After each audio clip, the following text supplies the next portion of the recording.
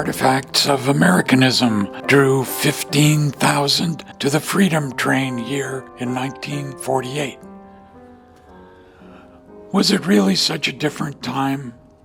We're talking 1947, post-World War II, the baby boom, new prosperity, nuclear anxiety, the Red Scare, and a just-minted United Nations peace mission. That year, with President Harry Truman's strongest endorsement, a National Archives brainchild became reality. A traveling museum called the Freedom Train began a $10 million, 37,000-mile trek to 329 cities, including 7 in our state. Its purpose? To display behind half-inch glass the Bill of Rights, a Declaration of Independence draft in Thomas Jefferson's hand, the UN Charter, and 125 other artifacts of Americanism. The red and blue striped 7-coach train welcomed people aged 12 and older at its send-off September 17th, Constitution Day in Philadelphia. The following April 9th, it reached Seattle's King Street Station, where 15,000 plus boarded to see the Marine-guarded exhibit over 2 days. In these hardened days when too many feel that it's sissified to give way to sentiment and emotions, wrote Seattle Times columnist Carl E. Brazier, the actual sight of these original documents will do more to instill a personal sense of pride in this country of ours than all the soapboxers, microphone ranters, and dime-a-word writers we've had in years. The train encountered bumps. The Communist Party, commies in a Seattle Times headline, attacked its Wall Street imperialism. In Philadelphia, 30 picketers sought amnesty for conscientious objectors imprisoned during the war. And the train's sponsoring American Heritage Foundation bypassed Memphis and Birmingham altogether when their officials threatened to segregate visitor lines. Here, crowds were reverent. Billy Johnson, 12, of Broadview Elementary, praised a Star-Spangled Banner draft. We sing that in school all the time. Colonel Desmond Canavan of Lake City savored a sooty U.S. flag from Iwo Jima. That flag means a lot to us who came back.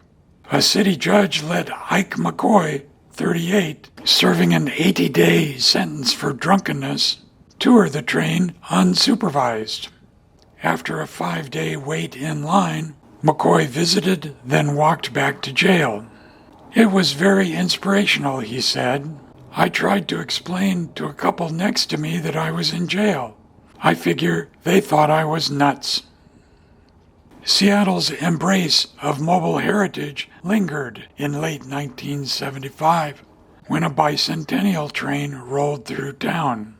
It continues this summer when the Museum of History and Industry hosts a Freedom Plane exhibit as part of America 250 events. But Truman's message at the first train's launch remains timeless.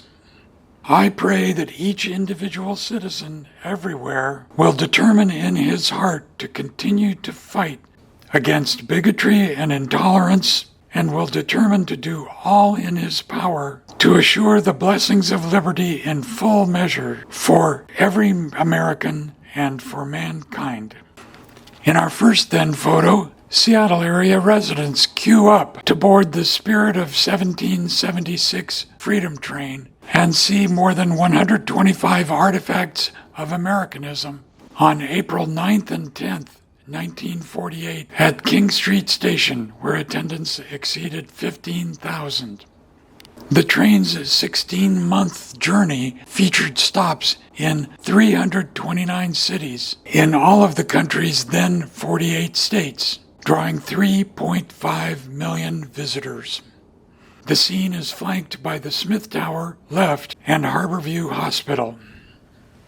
In our second then photo, during the Freedom Train's March 31st, 1948 stop in Yakima, Cayutas Gym Center, Yakima Nation member who received a Distinguished Service Cross and Purple Heart during World War I, shows a document to his sons, from left, Ralph, Russell, and Robert Jim. They are viewing the 1787 Northwest Ordinance, which charted how to govern land north of the Ohio River and east of the Mississippi and create a path to statehood.